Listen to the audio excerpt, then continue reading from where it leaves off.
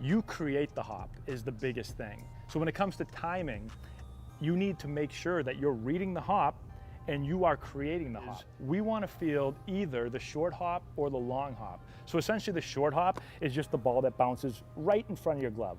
And nothing can go wrong here because the glove and the ball are so close, right? There's no distance between that. The other hop that you want to get is the long hop. The long hop is when the ball bounces out there and I have enough space where I can see the hop and I can catch it at the top of the hop. So that hop right there, where I can see the ball, I'm catching it at the top. The in-between one is the one where everyone blames the field, right? They blame the field because the ball bounces right there and they don't know, they can't step up, they don't know if they should go back, and so they just come at it and the ball hits them in the chest or bounces past them and they say, oh, bad hop. Well, the key is you've got to turn the in-between hop into either a short hop or a long hop. How do you turn an in-between hop into a short hop or a long hop? You have to either step up or you have to move back. But you can also vary the timing. So if I'm moving into a ball, right? So I'm moving into a ball and I'm reading the hops, and in my mind, I say, oh no, that's gonna be a short hop, then I have to get a little bit quicker. Or maybe I have to slow down for a second and let the ball bounce further. So those are all the keys. Read the ball, read the hop. Two things to think about, or a couple things to think about to get used to this, is when you're fielding the ball, the first thing is you got to get to the right of the ball. Get the ball on your left ear, okay? So any ball, I want to get the ball on my left ear. So go ahead, roll the ball right at me. My first step should be to the right so that I can move back to the left. What did going to the right do? Well, yeah, it helped my momentum go to first, but what it really did, was that when I get to the right of the ball, I can now read the hops of the ball. If I get to the right, now I see not only up and down, but I see space in between the hops. So if I want to time it up, I have to be able to see the hops. So that's the first thing that you want to do, is coach hits the ball and coach says, we got to catch this ball in 2 hops, or we got to catch this ball in 3 hops. So the ball's hit, I get to the right, I read the hops. If coach says catch it on 2 hops and it's going to bounce the 3rd time, I need to step up to catch that ball. So that's working on turning the in-between into a short. I can also drop step. So if coach says, hey, got to catch this on 2 hops, and he hits it and it only bounced once, and I got to let it bounce a 2nd time, I've got to drop step to create distance. So that works on it as well. And then the last drill you can do is players have to get used to picking balls the short hop, right? The short hop should be easy. The ball is bouncing right there. But if you never work on fielding the ball when it bounces short like that, you can get in 100 reps, 1,000 reps. All you do is get into position and you're just gonna drop that ball and you're gonna try to pick the short hop. So that's a short hop right there. You can do that 1,000,000 times and feel comfortable picking it. And you notice when I did that, I'm not swinging from the shoulder.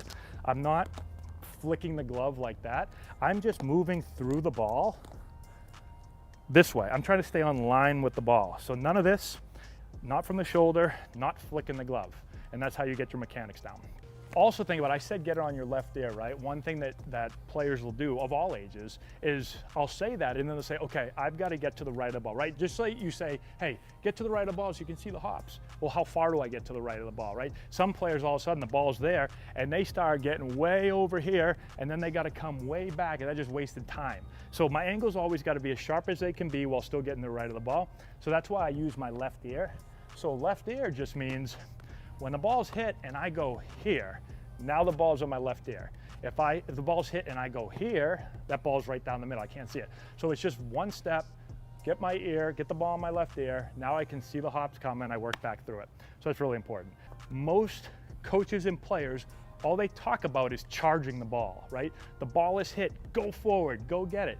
You are allowed to go back on balls, right? So you can step up, but you can just as well go back, especially if you play the corners. So if you're playing third base, and again, this can happen in any position, but if you're playing third base, the third base is the position where it's a lot of one step to my left, one step to my right, step up, or drop step back, right? And so you need to work on this if you're a third baseman or first baseman especially, but even in the middle infield. So again, I'm trying to create distance between the ball and myself because it's an in-between hop. I'm gonna turn it into a long hop. If the ball's hit to my right, I drop step with my right foot first.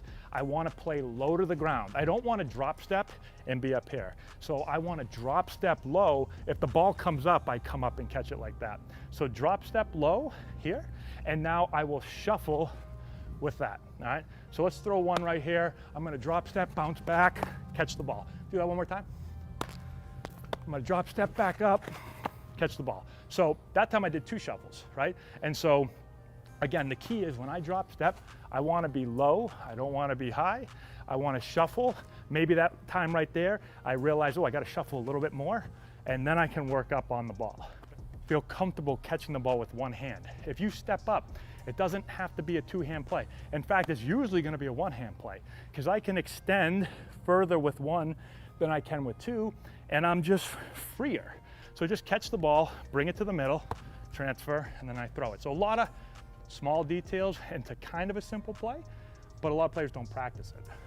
You're gonna do your routine first, so basically your fundamentals, right? So you do all the fundamentals, you do these type of small drills, you feel good. Now you take it into the game, so it's unpredictable. Coach is gonna smash balls at you, you're gonna work on taking what you learned in practice, put it into the game, right? That's why the coach has to hit the ball a little bit firmer, change the spin up. So now I'm working on all those plays like you just talked about, but it's really close to the game. And then the last part is the creativity part, right? There's gonna be a time in the game where everything's not perfect, right? Game is more chaotic. So in the game, you might have to make one of those plays where you go deep over here, you pick the ball, and your only option is to pull one of those throws. Or you're coming this way and you pick the ball and your only option is to do one of those.